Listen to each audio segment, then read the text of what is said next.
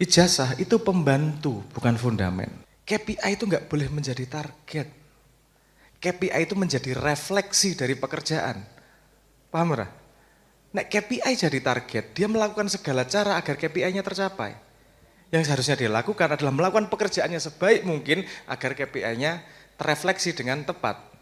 Bedanya tipis loh iki. Tapi kuwi ngerusak donya kuwi. Jadi saya mau bertanya tentang meritokrasi dalam kaitannya ilmu dan laku. Jadi saya ingin berangkat dari pengalaman bahwa belakangan ini saya melakukan kegiatan fotografi untuk hobi dan sebagai media refleksi dan relaksasi diri aja. Namun lambat laun kegiatan fotografi saya ini menarik sebuah sebab akibat, yaitu ada beberapa teman yang meminta jasa fotografi saya. Di sini saya bersyukur sekaligus berpikir dan bertanya-tanya gitu. Lah, wong saya ini kan sebenarnya belajar autodidak dan menerapkan pada perilaku aja. Saya nggak punya gelar di bidang fotografi atau apapun itu. Nah, pertanyaannya adalah sebenarnya standar meritokrasi itu seperti apa, Mas Abrang? Apakah itu parameternya harus berdasarkan gelar atau bisa berdasarkan perilaku yang sudah kita lakukan? Atau yang ketiga, semisal saya nggak punya gelar dan saya belum melakukan, tapi ada orang lain yang mempercayakan sebuah tanggung jawab kepada saya. Apakah meritokrasi itu parameternya bisa berangkat dari kepercayaan orang lain? Begitu. Terima kasih. Wassalamualaikum warahmatullahi wabarakatuh. Oke, saya akan demistifikasi meritokrasi. Gini. Karena dalam sebuah peradaban, sebuah kumpulan manusia, itu tidak semua orang bisa melakukan semuanya. Butuh yang namanya pembagian pekerjaan. Nah, sepanjang sejarah peradaban manusia, tekniknya macam-macam. Contoh teknik paling sederhana itu pakai primbon. Kamu cocok kerja di air. Kamu nggak cuman bisa kaya kalau lewat pertanian. Bener atau salah? Mbuh, ora penting. Nek kowe percaya ya bener kok, suwe-suwe kok. Tapi intinya apa kayak gitu tuh? Intinya adalah pembagian pekerjaan. Tapi kan itu basisnya berdasarkan penanggalan. Dicari kemudian apa ya lainnya ya gitu. Terus salah satu penemuan modern itu yang disebut sebagai meritokrasi. Siapa yang pekerjaan memegang apa itu berdasarkan skillnya, kemampuannya di situ. Oke. Terus kemudian gimana kita bisa melihat skill yang macam-macam orang segini banyak ini? Maka diciptakan yang namanya sekolah. Sekolah itu kemudian keluar ijazah. Ijazahnya ada S1, S2, S3, bidangnya apa. Itu untuk mempermudah agar kalau orang nyari pekerjaan bidangmu apa. Oh, saya lulusan S2 psikologi. Itu bukan absolut untuk menilai dirimu seperti apa. Ini buat mudah yang mencari pekerja. Oh, ahlinya neng kono. Walaupun belum tentu.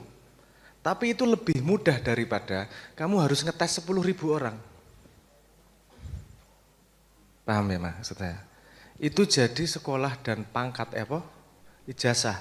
Itu tuh solusi untuk bisa menemukan orang dengan skill yang tepat. Jadi bukan absolut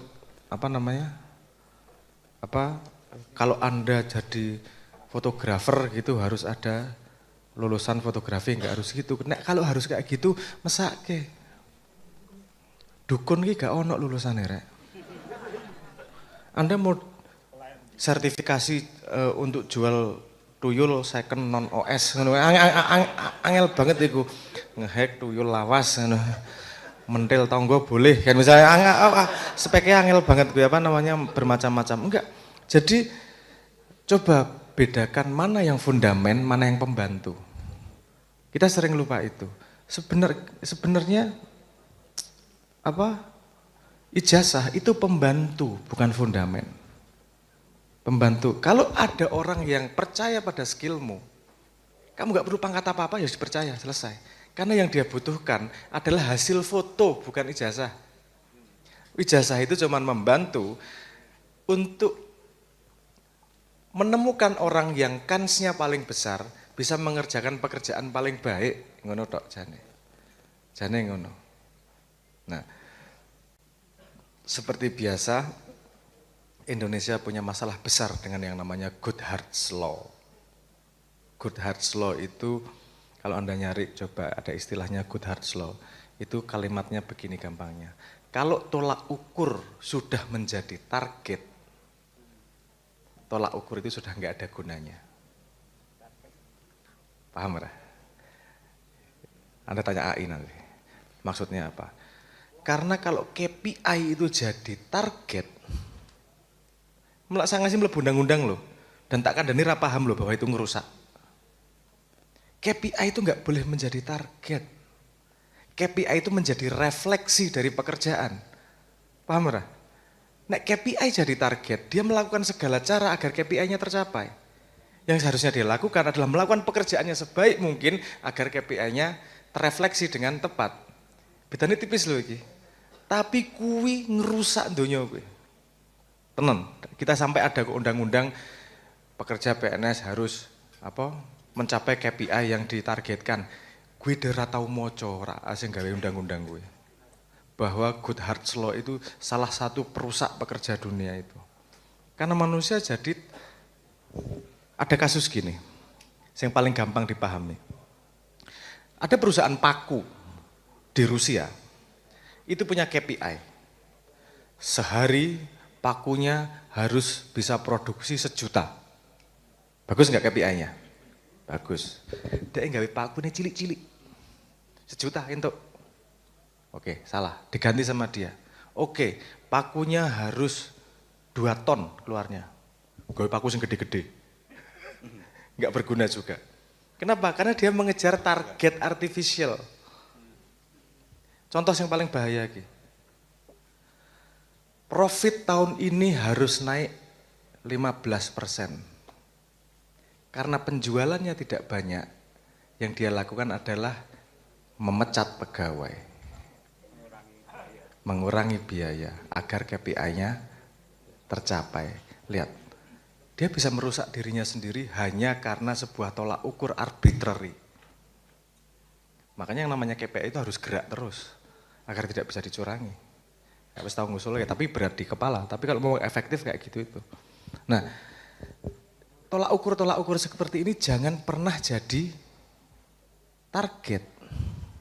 Biarkan dia jadi reflektor terhadap pekerjaanmu. Kalau dia jadi target wis rusak, merusak uang tenan gue.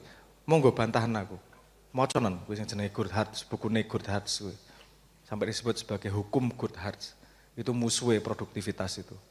Salah penggunaan KPI dalam memacu produktivitas. Itu jangka pendeknya mungkin tercapai, jangka panjangnya remuk Mas. Rata-rata perusahaan yang lahir di tahun 1930-an itu rata-rata umurnya 60 tahun. Kalau zaman modern ini, 2000-an ini, 2020-an ini, perusahaan umurnya 25 tahun itu udah dianggap tua. Kenapa? Karena itu tadi, cerningnya kayak gitu modelnya. Oke ya, jadi Anda nggak usah khawatir dengan pangkat. Anda nggak usah khawatir dengan lulusan. Kalau ada yang mau beli servismu, that's it, selesai. Yang lain jembatan kok menuju sana kok. Paham maksud saya? Anda cari orang yang suka kepetilasan dan nyari pesugihan. Itu yang dicari tuyul atau gendruwo atau syaratnya, itu siapa yang paling bisa mendapatkan duit paling banyak. Enggak peduli pangkatnya apa, saya cari gendruwo yang S2 ya. Orang. Enggak ada, tolak ukur itu enggak ada. Yang penting produktivitasnya. Wes. Jadi santai ya.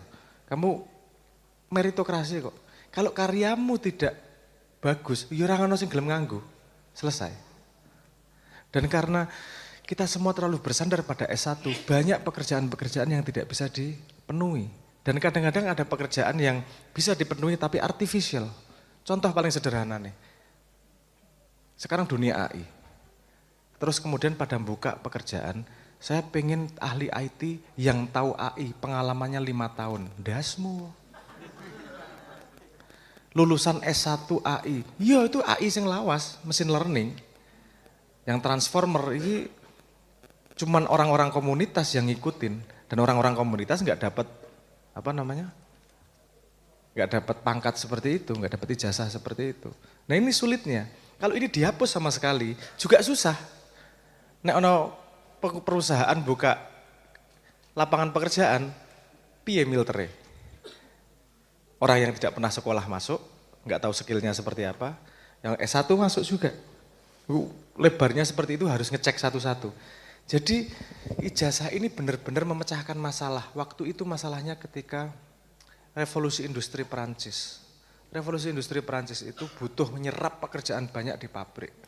Karena dia yang butuh pekerja banyak, dia nggak bisa nyisir satu-satu dan nggak bisa nge-training satu-satu, maka pendidikan diserahkan kepada negara. Untuk connect negara sama tempat pekerjaan, dikasihlah lulusan. Lulusan SD sudah bisa gini, lulusan SMP sudah bisa gini, SMA sudah bisa gini. Karena ada standarisasi itu, pabrik, jadi ketika mencari pekerja, saya minta lulusan SMP. Karena minimal dia sudah tahu ini, tanpa harus mendidik. Paham ya? Jadi semua sistem itu memecahkan sebuah masalah tertentu, bukan kenyataan dan kebenaran Tuhan. Paham? Sampai saya nyindir ini paham ora kenapa? Karena lulusan ini dianggap kebenaran Tuhan. Iki harus S1 iki. Kowe deloki lah. Gitu. Nek procurement, apa jenenge? Lelang-lelang ngono kae. Ada syarat ahli S1, S2 ngono kae to ono to? Coba diteliti berapa persen yang memang ada anggota S1 atau jilih ijazah wong sing duwe S1. Sampai ada kok orang yang pekerjaannya adalah menyewakan sertifikasinya. Agar perusahaan bisa ikut lelang. What a bullshit. Dan kita semua tahu kok ini. Kita bikin ilusi demi ilusi demi ilusi demi ilusi agar kelihatan bagus di paper tapi faktanya fucked up. Ya karena kita tidak beranian melawan keadaan itu dan tidak berani menyediakan alternatif sistem. Tambah jerung aku ngomong. Tapi intinya yang kamu sebut skill itu adalah trade skill. Jadi sebuah kemampuan yang bisa dimanfaatkan oleh orang lain, di exchange dengan duit. Who cares? Pandangan dunia. Kalau ada yang mau membayarmu untuk sesuatu yang kamu suka dan bagus puas dengan karyamu, ambil. Enggak peduli mau meritokrasi, mau apa segala macam enggak peduli. Jangan lupa ada orang yang nutuki mangkok gue dibayar jutaan rupiah gue. Ono nguncalke cawet ning dhuwur gendeng dibayar mahal karena dia mengklaim bisa menghalangi hujan. Kalau ternyata hujan, ini perintah Tuhan agak susah dilawan ya. Enak banget gawean ngono ki, enak banget gawean ngono ki. Loh, tapi ada yang percaya mau ngapain? Duitnya orang lain juga kok. Jadi enggak usah khawatir urusan meritokrasi mau apa segala macam. Nek ono sing gelem bayar skillmu, ada yang mau membayar kemampuanmu, ambil duitnya. Gue seneng ngelakoni ini untuk duit pisan. Itu mimpian semua orang. Karena mayoritas yang kerja di kantor ora seneng gaweane, tapi kudu nglakoni demi kudu bayar cicilan bulanan.